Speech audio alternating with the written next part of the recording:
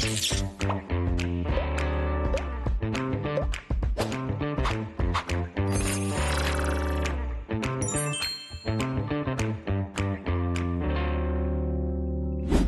来做客慢言来了？我想吼，太多书给台湾人对瑞典、瑞典的想象吼，如迄个刻板印象真蛮好。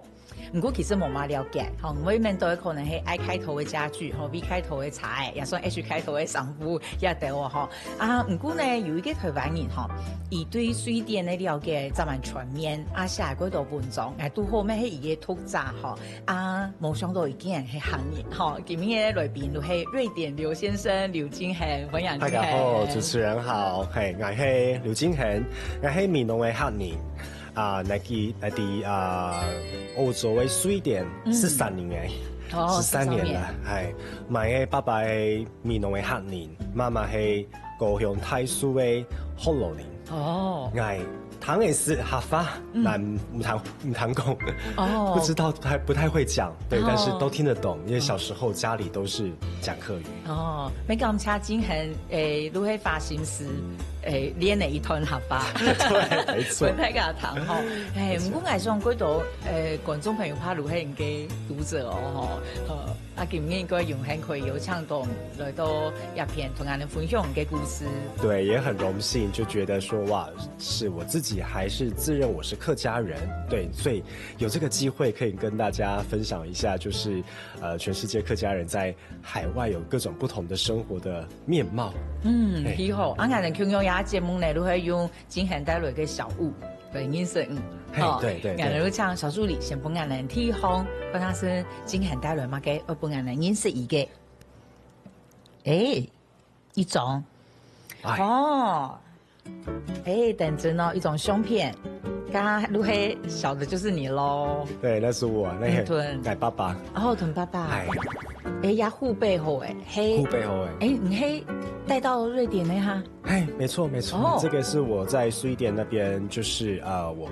贴在我的办公桌旁边。对，这个有时候因为我们有时候工作会在家里面工作嘛，然后工作的时候有时候很累，开会开得很累，然后眼睛就会瞥到这张照片，就会想到说哇，跟台湾的家人的一些连结，以及说想到很多小时候的一些事情啊，以及说我觉得家人甚至是爸爸就是一种给我很稳定的力量，所以看了一眼之后就会觉得心情特别的平静，然后觉得说好，我又可以再工作几个小时的这种感觉。侬会黑屯爸爸的相片，没屯妈妈的相片？妈妈其实我们也是有照片，只是因为呢，平常打电话都是打给妈妈，就经常打电话回家都打给妈妈。那爸爸他其实比较安静一点点，对，所以呢，有时候他变成是对我来说是一种很稳定的力量，所以就放在那边。那其实当然心里面都是有当然觉得说这个是一个跟台湾家庭的一个连结，因为毕竟我一个人只身在海外，我们整个家族全部都在高雄。我是一个人在外面这样子。陆家人的人睇嘅安尼。因为你同爸爸妈妈因过感情如果好，对，不错，我不用你的相片。对，没错没错，我觉得这个是很多在海外的台湾人，其实现在台湾人在世界各地都这样开枝落叶的这样的一个状况。可是我觉得永远是说家乡，它是一个很重要的一个认同感。那这个家里面台湾的这个根是永远，我觉得是很难去舍弃掉的。就是不管你在国外，你活得多像当地人，其实这个根，这个是一个你没有办法去忘记的事情，而且这个应该也是很让你引以为傲的一个事情，因为它代表着你的出生，你今天有多少的成就，或多少在国外令人感到称羡的事情，都是从台湾这个地方开始的。相信咩？因为你对家乡啊、家庭啊，都有感情。我说，唔会做一安多的事情。希望几多年去到那边，如果感觉讲爱离开的路，很多人可能出去就会很想要抛开原本的东西。不过唔咩呢？哈，就会你的连结是非常深的。对，其实一开始还是有一段挣扎的一个时期，因为当然大家会觉得说，至少我当时觉得我到了国外，我应该要往前看，我要去看我的未来。那因为其实很多台湾人到国外嘛，有的是到澳洲，有到美国，然后有到欧洲。欧洲是一个比较特别的地方，它的要落地生根的这个难度比较高，我觉得。所以当时有一种觉得说，不管我是台湾人，还是说我自认我是哈嘎尼，我应该要把这个东西先搁置在一旁，我要往前看。所以有段时间我是很努力的在工作，很努力在融入当地的生活，没有去想自己的一个出生。那直到可能一直到我到国外住了第7、第8年开始，可能年纪也到了一定的程度，你开始会回想很多的事情，让你开始也会觉得说，身份上的这个认同，我到底是谁？以前我很想要成为一个国际的人，一个瑞典人，然后我一直在挣扎，说我到底是哪里人？可是时间久了之后，我就会发现说，其实不管怎么样，我一直都是在中间的这个人。我是台湾人，我也是一个国际上活跃的人，我也是一个瑞典人。但台湾人这个出生，他是给我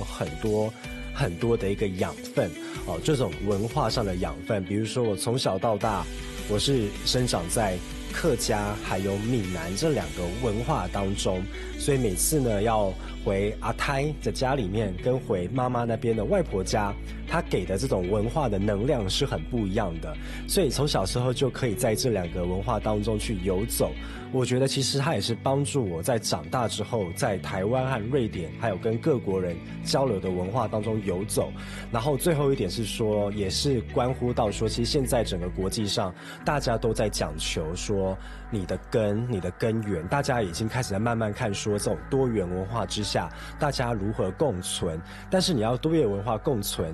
你要一开始要先知道，就是你要认同你是哪里来的人。所以为什么会想要做这么多事情，其实有一种感觉是说，想要让台湾更好，因为让大家更认识台湾，其实对台湾在海外的族群都是很有利的。好，我哋嚟看天呢項今現帶來嘅物品，好，可能你嘛嘅，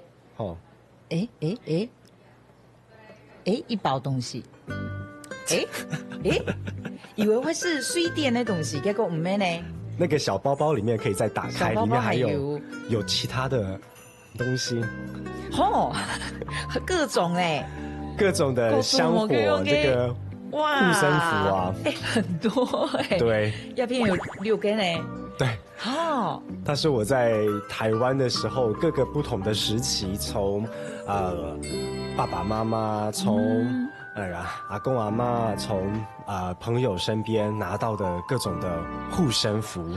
那其實我不太知道說各種，因為它有各種不同的信仰，裡面有觀世音，然後有道教的，有佛教的。我其實不太知道他們能不能全部放在一起，但是我心裡也想說，神明們就是來保佑世間的人的，所以他們在天上應該也都是和平相處的。那對我來說，這個東西是我平常在瑞典的家裡的時候就放在我一個擺設的置物櫃上。然後呢，爸爸每次都有交代，要坐飛機的時候要把它帶在身上，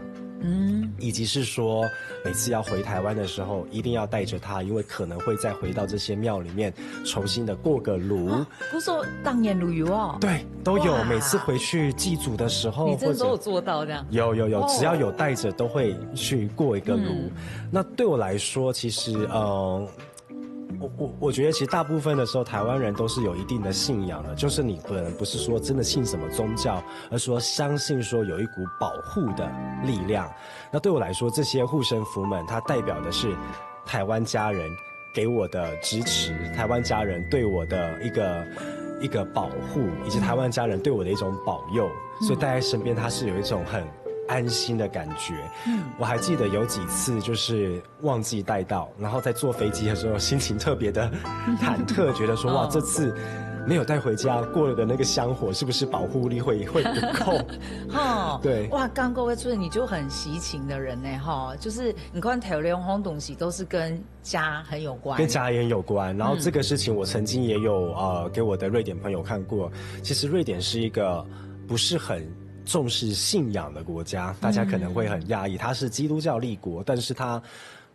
有上教堂的比例只有不到3%。哦，但是你想一下，台湾人我们不管有没有信仰，我们都还是会去庙里拜个拜。对，看到没有一定会拜，一定会拜一下。对对对，所以呢，对他们来讲，他们也很难理解，瑞典人很难理解说这个东西感觉是一个形式上的，但我都跟他们解释说，但在心理上，它对我是很重要的。一个支持啊，一个支持哎。好，我哋看起上方今很带来嘅小物，可能系乜嘅？真的是小物呢，很小一个东西，是不是？哦，一个 pin， 一个徽章，一个别针哈，也系利用嘅国旗，台湾跟瑞典的国旗哈。这个呢是我也是从我们在台湾在瑞典的这个办事处呢得到的一个小礼物。那通常呢出席正式场合的时候就会别在身上，比如说别在西装上，然后或者是说有时候非正式场合也是可以别一下。那对我来讲，它的意义很重要，是像我刚刚前面讲到，我是介于两种文化之间的人。我觉得我在瑞典，我代表台湾。我在台湾的时候又代表瑞典，那我一个很大的努力的目标就是希望可以促进这两个国家之间的彼此的理解和往来，因为其实某方面来讲，台湾跟瑞典有一点点像，在某一方面来讲，所以呢，我觉得这两个国家应该有更深的一个交流，但对我来说，更大的意义在于说，它有点像是代表我自己，我就是介于这两个文化之间的人，而且我也觉得我也很以这两个文化为荣，这样子。我看因为头都讲嘛吼，如係真係有出書，如係睇水電嘅經驗，我頭都有同真係講，我感覺書後尾後記吼很感人，如係後來有一啲剛剛好的體會，就係你講誒，我好像不太需要一定要硬要定義，我係那嘢嘢，你如係都好也利用嘅旅遊，沒錯，而且我們客家好多旅遊。没错，没错，就是其实有时候我们不用把自己一定要定义到怎么样的一个状况，因为这个东西它可能会随着时间和你的年纪去改变。有时候我们就是在中间的这样的一个人，那你同时间你可以认为你是台湾人，我也可以认为我是瑞典人，同时间我也是客家人，每一个人的身份是有多重改变的。各种不同的族群之间，像是一把大伞一样，大家在这个伞下一起生活，每一个人有每一个人的一个不同的认同，但是都和平平和的稳定的生活着。今天唔單止睇水電成發13年吼，而看的東西比一般人韓國全面有專業吼。故說我哋等下呢，如果像今係韓國專業的來同我哋分享，而睇水電看到的事情，你先試下查。好，等下繼續來講。好，於是我當時就決定加入這非營利組織。那對我來說，這是一個目前來說，我覺得我人生最大的轉機，也是我做過最開心的決定。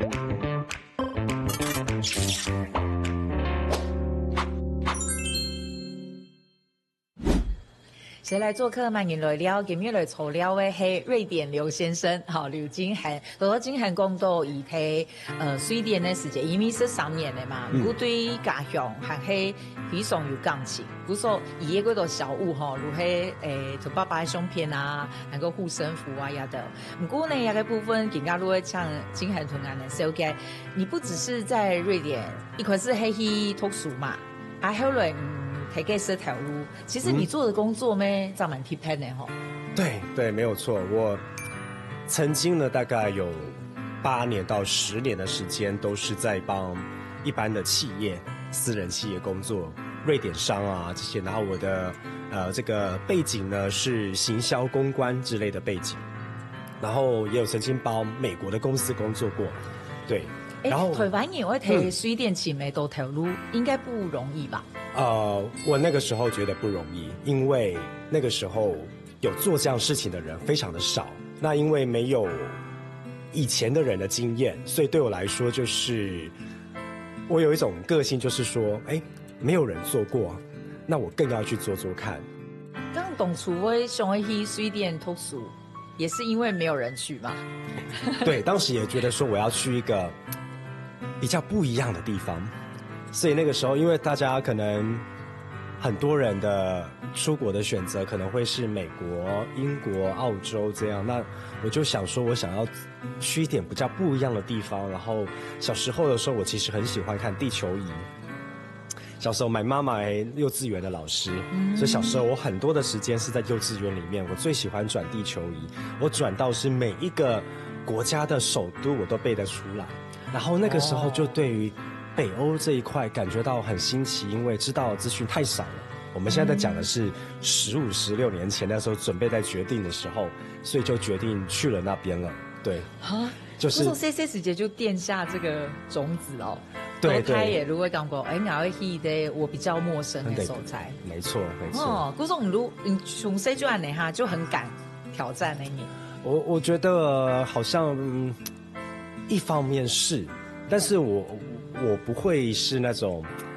要做很多很冒险事情的人。我的做法都是我会有很多的计划。我会觉得说我想要做这个事情，所以我开始去慢慢的去计划。我可能没有办法马上就得到，因为我不是一个很会冒风险的人，对。但是我慢慢的计划，好像到最后都可以达到这样的事情。那就像是我回到刚刚讲到工作的部分，就是我的背景都是一直做传播科系出生的。那以前如果在台湾的话呢，可能就是要走到这个新闻圈或者是传播圈之类的，我一直都还是想要做这个事情。可是因为你在瑞典，毕竟语言是不同的，瑞典是讲瑞典语，那一般来说在台湾，就算你要做传播工作，你可能你的语言能力还是要比一般人好，所以本来就比较难做到这个事情。所以我后来就转了个弯，就是可能说那就去做一些品牌啊、行销啊、公关之类的事情。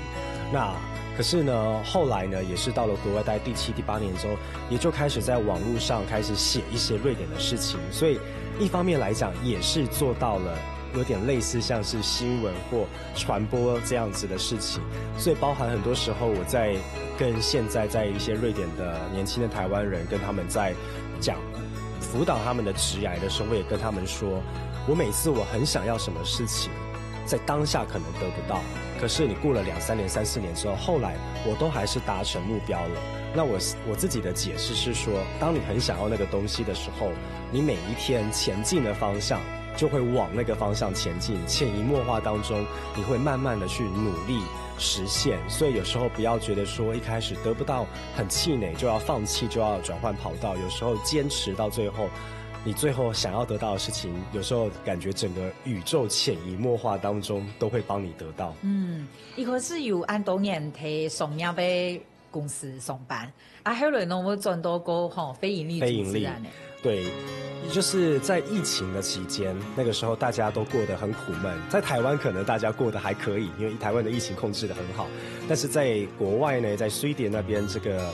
疫情是爆发的，那政府也没有在管，就是让它爆发。所以那个时候大家都远端上班。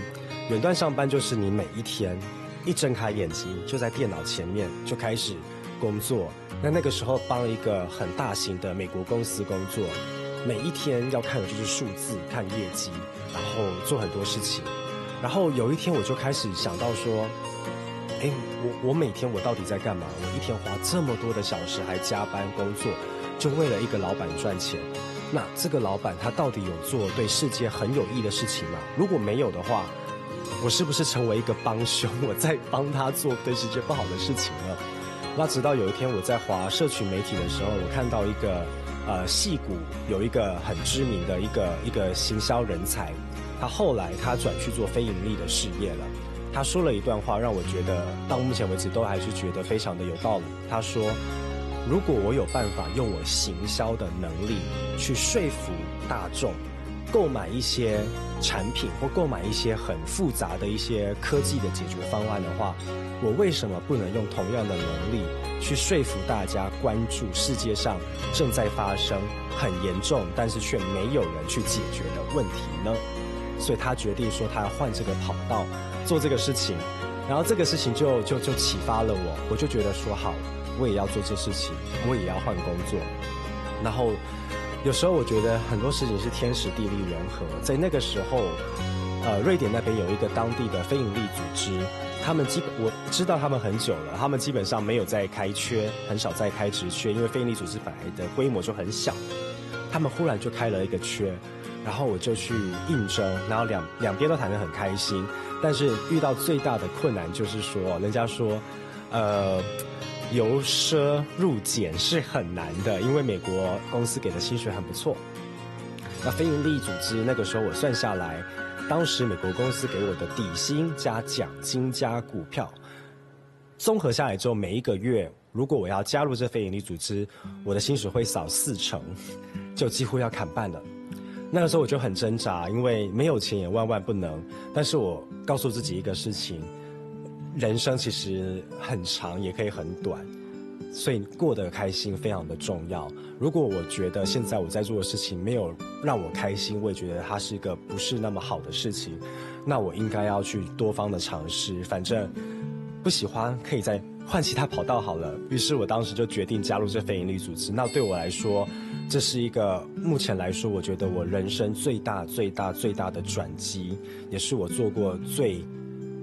开心的决定，因为它帮我打开了很多的门，让我看到很多的事情，更重要的是让我看到原来全世界各地有这么多的人都跟我的想法一样，就是曾经在私部门待过，觉得说可以运用自己的能力去解决更多的问题。那也是因为这个工作让我有契机，比如说有机会能见到瑞典的皇室，有机会能见到德国的副总理等等的。那也是最后也是因为这个机会，才有后来让我有这个想法和能力进入了联合国里面。就唔呀，係聯合國底下嘅兒童基金會。兒童基金會，對，沒錯，正在那邊任職。對。假如喺挑戰有韓國台嘅，唔過做嘅事情，如係唔講嘅，感覺對整個世界係有益的。對，因為這些事情還是要有人去做。就是大家當然會我的想法並不是說要大家全部都來做非盈利的事業，這是不對的，因為這個世界上需要運轉，需要有商業，大家應該要去做商業的行為，大家應該要去賺錢。可是在做這個事情的同時，也應該要想到說，如果你有能力的話，那你是不是也可以把你一部分的能力或收益來去做其他的一個事情。這個就是在有一個東西叫做一個有效的利他主義。利他主義意思是說，我們盡量無私的去幫助別人。可是有效的利他主義意思是說，你要去看你的效益的最大化。它最有爭議性的一個說法是說，如果今天你是一個非常非常有能力、很會賺錢的人，你不應該去非營利組織，你應該要去做你的商業行為，去賺錢，而賺到錢了之後，你要把這些錢拿去幫助其他的人，因為你去非營利組織，你是浪費了。同時間，他的意思也是說，如果今天有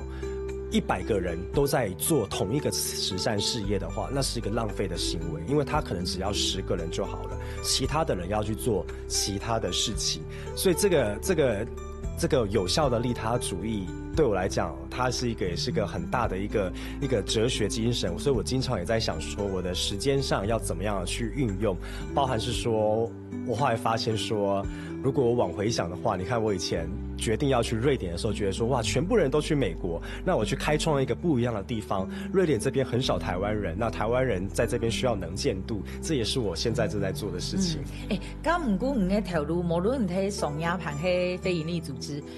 談起來如果無限，侬會有想愛寫很多東西，哈，都係你睇水電看到嘅愛介紹本對吧？那個起心動念是怎麼來的？這個我覺得跟個性有關。我覺得就是以前在大學的時候，大家都叫我，就是以前我讀台灣藝術大學，那我們有廣播電台叫台藝之聲，然後他們就說我就是台藝之聲，因為我每次一有什麼事情，一有什麼新資訊，我就會忍不住想要跟大家分享。哦，不單就按呢？對對對，我就會很想跟他說，你知道最近這個什麼事情嗎？這樣，因為我本身對於公共事務很有興趣，所以變成是說，其實一開始我都在自己私人的臉書寫一些我在瑞典公司看到的一些事情，職場的文化等等的，然後就有一些朋友就說，你這些事情應該要寫給更多人知道，因為台灣人需要知道這些事情，需要知道有国外是这样子做的，可以有一个借鉴，所以那个时候我才决定说好，我也要来写这个事情。所以对我来说，它其实变成不是工作，它有点像是一个休闲，有点像是说，我这个人是这个个性，我想要让更多人知道这样的事情。哦，你都记者魂呢？有一点，有一点只是去做的工作，好像不是，但是讲到头来，又过从其实行黑可以做，对哦，对，不能太好的时间，拖的时间可以做的事情哈。对，过奇妙。咁等一下呢，今天我带大家去到伊的家乡，去看啦，好，刚刚来聊一下，你先说一下茶。台湾和瑞典，我刚刚说某方面很像，可是很多方面又很不一样。我觉得最不一样的地方是他们对于人和人之间的那个距离，不只是身体上的距离，还有心理上的距离，他们是要很给人空间的。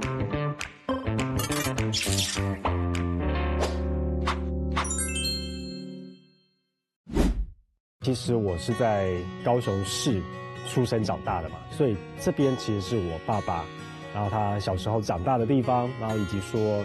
爷爷的故乡，所以对我来说，他这个地方虽然说它不是我最直接的故乡，可是呢，这个地方是美浓对我来说，它是一个我背景的一个延伸。我们知道说我们家族来自于这里，那美浓呢，除了说有这个以前的祖厝还在之外，那其实这个祠堂这个地方对我来讲是印象最深刻的，因为一年要回来2次。除夕的时候回来拜拜，就是一个大拜拜的一个传统，每年大概就70到100个人，全部就这样挤回来，在这个地方，然后这个是一个我觉得很特殊的事情，大家有一个相同的一个血缘的一个命脉在这边，所以大家呢是到除夕的时候回来。然后第二个就是客家人的扫墓是比一般人的清明节在更前面一点嘛，那个时候也是会再回来这个地方，同样的一个道理，就是每次回来之后，中午在正午的时候拜拜完之后，然后烧纸钱，然后外面就是打鞭炮，然后就是一个感觉就是一个一年又这样一个结束了这样子，所以以前小时候是一年一定会回来2次，那个时候是不管是说你是在读书啊，或者说大学在外地，然后都是一直会回来的一个传统，所以我觉得现在这个地方这个祠堂对我来说是一个很重要的概念，它是一个连接我的家族的过去和现在的一个很重要的象征。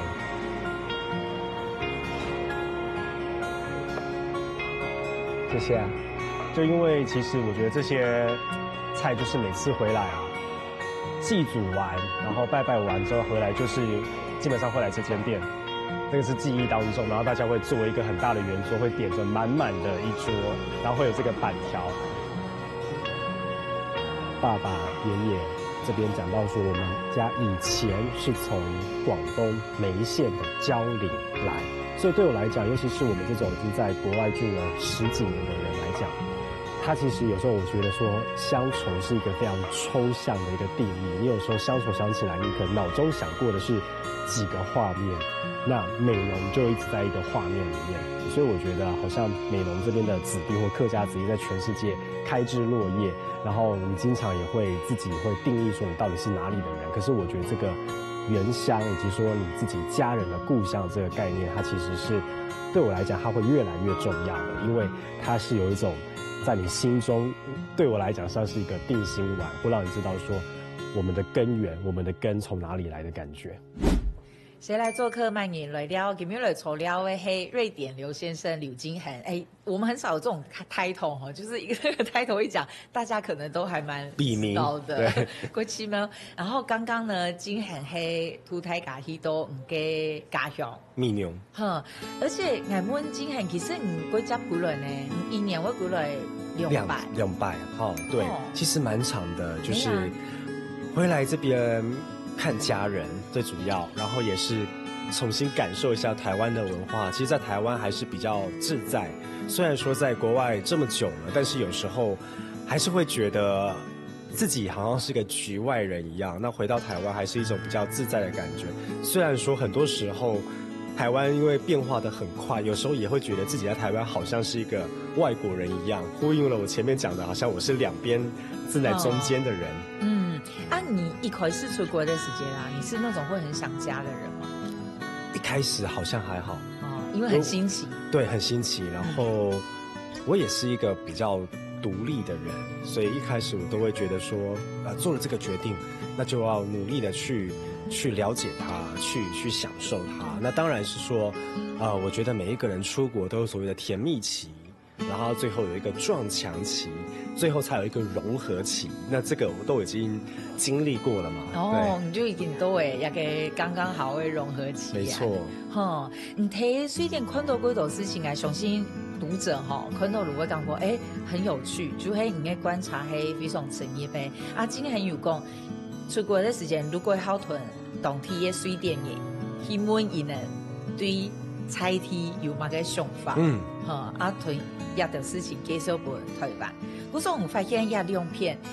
我看嘅嗰種嘅文章，就係我們差別真的很大呢。對，台灣其實台灣和瑞典，我剛剛說某方面很像，可是很多方面又很不一樣。我覺得最不一樣的地方是他們對於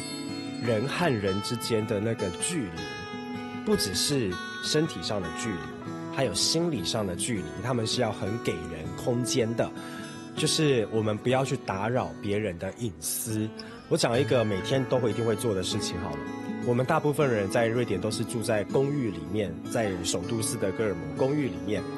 那你要出門的時候，你的公寓的門上有一個那個孔，貓眼，對。那我們通常的這個使用方式是說，我們會先看一下貓眼，看一下有沒有鄰居在外面。如果有鄰居在的話，我會等一下，我會等他走了之後，我再開門。那其實這個有幾個因素，第一個是說瑞典人本來生性害羞，我們真的不太認識我們的鄰居，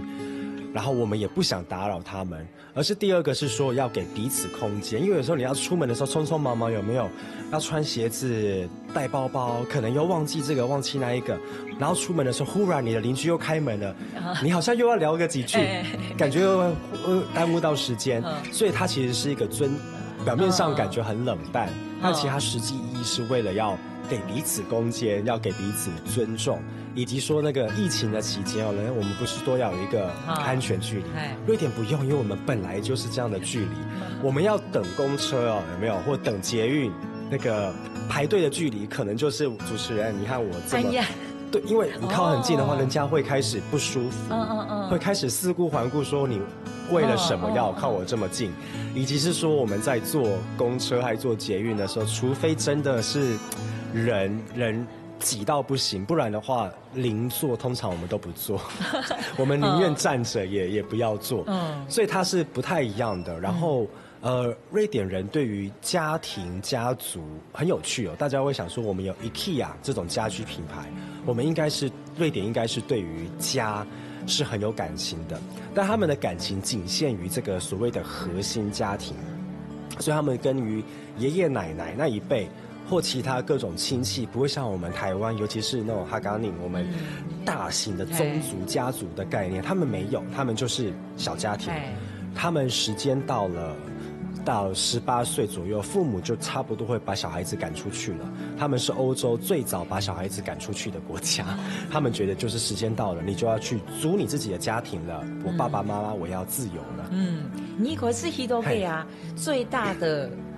文化衝擊係嘛嘅？就你一開始真的哇，好難接受嘅係嘛嘅部分？我覺得最大的文化衝擊應該是說，一開始我不覺得會是天氣，但其實它是天氣會影響文化這件事情。所以為什麼呢？因為我們的冬天很長很冷，有8個月都在下雪。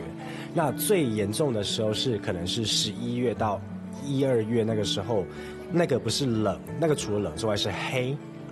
每天早上大概9點到10點天會微微亮，那個微微亮是很陰很陰的陰天，沒有太陽，大概2點3點就黑了。那個黑哦，不像是台灣的，有時候台灣晚上的黑有點黑藍，可是它的黑就是黑色，所以你要想象整個社會要這樣的情況下運作，所以每一個人是非常的有一點點冷。你當然你要跟他講話，他會很客氣，但是他就要很冷。所以我覺得有一個很大的文化衝擊，是一種當你一個人在那邊的時候，是一種孤獨感。你要學習那個孤獨感。在台湾，你有各种错综复杂的人际网络、人际关系，你一定能找得到人去吃饭。今天晚上，假设说我不想一个人吃饭，你可能打给几个朋友，搞不好就约到了。在瑞典不是，瑞典我们要讲求的是计划。你今天你是找不到人的。我每次在跟朋友约吃饭的时候，我们永远约的是下个礼拜的某个时候，甚至有的时候1月再约2月的事情，因为他们觉得刚刚提到的个人空间，以及他们很享受一个人的时间，那是我的时间，所以我觉得这一开始是一个蛮大的一个文化冲击。不过迄咩咩意味安尼吼，如迄有个热心。吼，提起朋友迄个故事的状况，故说也想办法本过多人认识台湾，所以你也办了很多跟台湾有关的活动。对啊，对啊，就是比如说之前有办一些台湾的电影的放映会啊，然后或者是每一年我们有一个很大的一个北欧的一个平权的游行，我们就有租卡车以台湾的名义在这样街上去走，然后以及说呢，之前也有一些因为工作上的一些机会，然后有一些媒体的访问，有让我们在台湾驻瑞典的大使去接受访问，然后或者是说也有一些机会是瑞典的媒体，然后呢我有机会去跟他们讲台湾的一些不同的事情。其实因为我刚过去的时候，可能13、14年前，那个时候基本上瑞典人没有办法把台湾人跟泰国人分清楚，他们永远搞不清楚，对他们来讲太远了。这两个国家名字又这么近，又都是亚洲人，他们真的分不出来。可是现在是分得出来的。现在你跟他们说我从台湾来，他们可以说出几个事情，他们说哇，你们是一个民主表现很亮眼的国家，这个瑞典人很在意，因为他们很引以为傲。他说你们也是亚洲最平等的国家，这个他们也非常在意。然后最重要的是他们知道说我们有很先进的技术，我们有晶片，我们有这些东西，这些他们都知道。然后甚至还有一些人他们知道说我们台湾有过女总统，因为瑞典是一直到很后面，比台湾还后面才有的女性的当政者，所以跟台湾很不一样。所以台湾在这几年它其实能见度越来越高。那我觉得这个也是其实很多是海外的台湾人一起在推动这个事情。系啊，个起码吼一开始做去读书阿瑟条路，唔怕咩冇想到，最后做到外交工作。对，完全没有想到，我一开始的规划从来没有想说要留在国外。我的想法很简单，就是台湾至少我那个年代还是学历至上，所以觉得说好像一定要读到一个硕士比较好。那当时的想法就是读完硕士就会回到台湾就业，在大孙啊，对啊，那家人都在这边。结果做到安尼啊，真系还得到2003年呢，海外实体建设强年，这个是他很荣幸做过多事情哦。刚刚试下查嘅呢，等下个继续嚟讲。韩国呢，爱是真系爱带来对有特别意义嘅料理。好，你先试下查。我觉得他们有一种哲学，就是他们常常会觉得刚刚好就好了，又或者是说刚刚好就是最好。他们是一个不喜欢走极端的民族。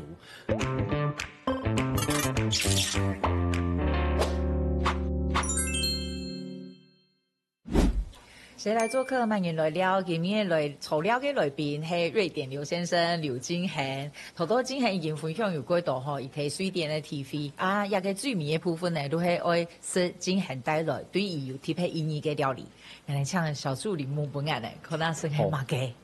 該不會是瑞典菜哦。這個擺盤你講哦嗬，一個係高麗菜哦，高麗菜風。高麗菜風這個閩農誒，高麗菜風這個特別的意義在於說，因為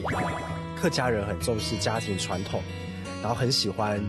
祭祖。那每一次呢，我們家從高雄市要到美濃去祭祖的時候呢，就是拜完之後呢，一定會去吃飯。那這個高麗菜風就變成是一個很有印象的東西。那當然是有板條嘛，然後只是它對我另外一層意義，是因為小時候其實小孩子不喜歡吃蔬菜，小時候其實是不喜歡吃的，對。但只是說到了國外之後，瑞典這種國家蔬菜很難取得，所以变成说越来越想要吃蔬菜，所以每次如果有机会回到美浓的话，高丽菜饭就是我一定要点。哦，除了面趴板就一定要就是高丽菜饭。哦，刚刚是可能好喝，也跟小助理煮诶，可能是有1秒到美浓嘛，很厉害，很厉害，有冲没？这可以开店了，可以开店哦，其实还不错哦，个冲还蛮像那个平常吃的个火锅。有白饭吗？这个很下饭哦，这个很下饭，很好吃哎，厉害厉害。这东西都黑，来玩是因为不好。可是长大你真的会觉得，就黑吃的就你跟家乡就突然有一个连结，对。有时候，所以人家有一句话说，乡愁是在胃里的，不管你在国外多久，那个胃是不会变的。就是有时候，往往都是就是在国外的时候，我就会想说，我好想吃台湾的这个东西，好想吃那个东西。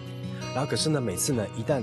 回到台湾之后，落地了之后，好像就没有那么想了，因为你会觉得说随时都得到，对，所以我都会觉得说这种是一种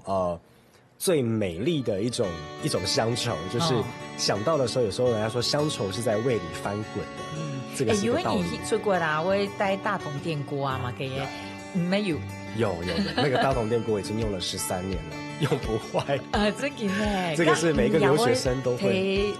刚提水电会做嘛给台湾菜？我很不会做菜，我很不会做菜，我还是会偶尔会做一些菜，但是有时候很懒，就会煮个汤面，有没有这样子？那有时候可能是周末比较有空的时候，才会想说用电锅煮个饭，然后有时候也会电锅煮个汤之类的这样子。那我做的菜大部分都还是台式的，就是因为如果你真的要吃瑞典料理的话，去外面吃就好。那其实瑞典大家不知道，它是一个没有美食文化的国家。哎呀，我就很想问，水电有嘛给好吃呢？肉丸。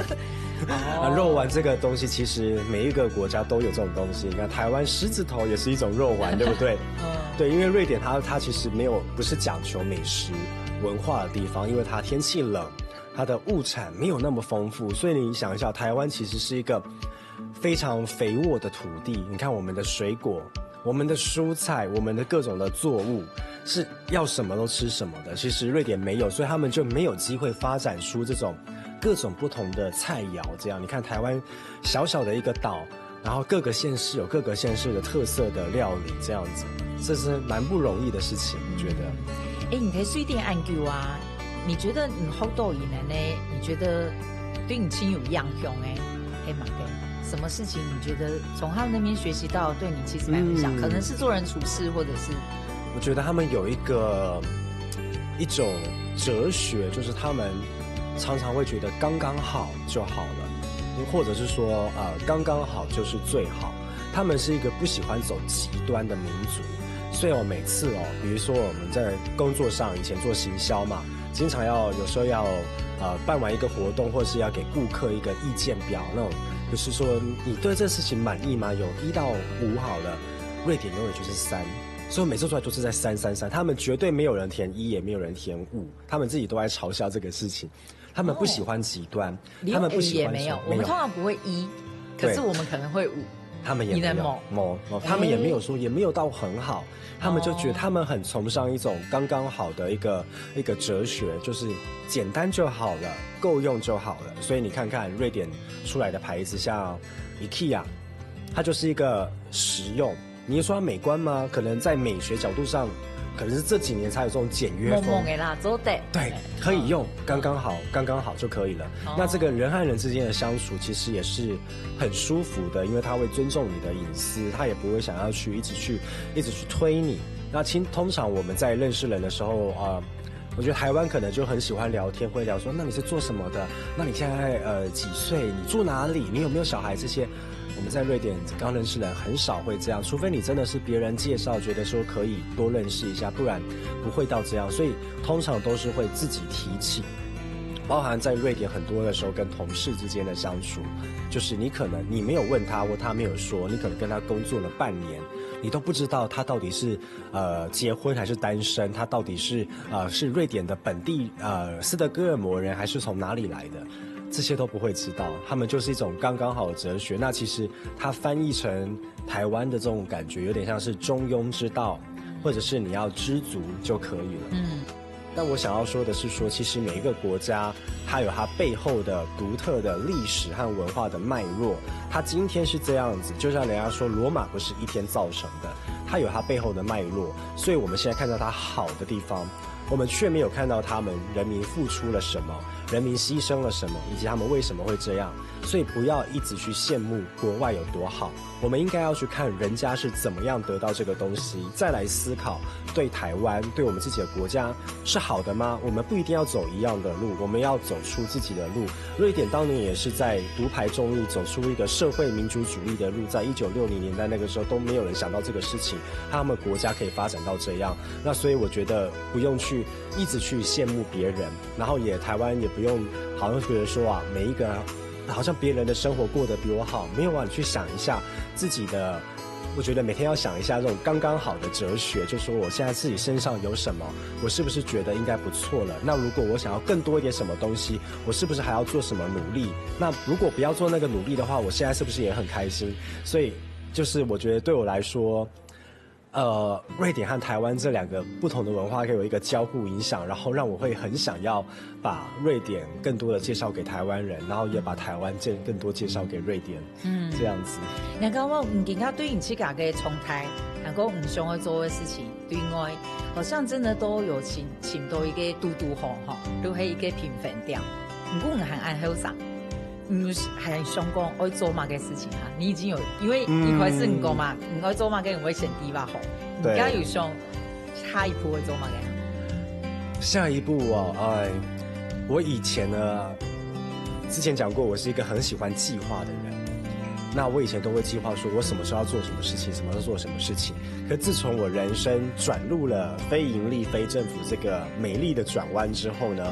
我就發現它開啟很多可能。所以我現在有抱持一種比較開放的心態，我覺得未來要怎麼樣來，我覺得我都應該有辦法應付。不過應該是說，如果一個大方向的話，就是希望還是說，如果可以透過自己一點點小小的力量，可以讓不管是瑞典，甚至整個歐洲或世界，可以更看到台灣，以及說可以運用我在不僅在瑞典，已經在歐洲和世界各國打交道的這個經驗，是不是可以把台灣更加的讓大家看得到？因為其實台灣已經很努力了，台灣呢有很多人在努力這些事情，然後可是呢，你要跟各國不同的人去跟他們交流交往，其實是有一些他們不同的一些眉眉角角在裡面。比如說你要去跟瑞典交流，你不能夠用跟美國一樣的思維，因為瑞典是一個更奇特的文化。那我覺得我可以當這個橋樑，然後我也如果有機會的話，我也會很鼓勵很多在海外跟我一樣背景這樣的台灣人，也當做這個橋樑，把全世界串聯回台灣，也把台灣給串聯出去。我覺得這個是一個對我來講很有意義的事情。係，我相信大家可以繼續期待吼，真係一定會做出有韓國度很亮眼的東西。不過咩感覺唔咩白痴搞去做，如果也係好做的事情。還有都好感覺，我睇一個 V 也好，可以做，很願意趟橋的，就是搭橋，就越做越多安尼，非常感謝你今日分享安精彩的故事。謝謝主持人，謝謝大家，謝謝，多謝。沒有飯你要繼續吃嗎？這我覺得很好吃啊，可以吃啊，真的。可以吃黑的，因為剛剛只是因為要講話，所以我不能夠一直吃，一直咀嚼。唔會講我太鹹嗎？不會，我覺得還可以。這是通的，它講。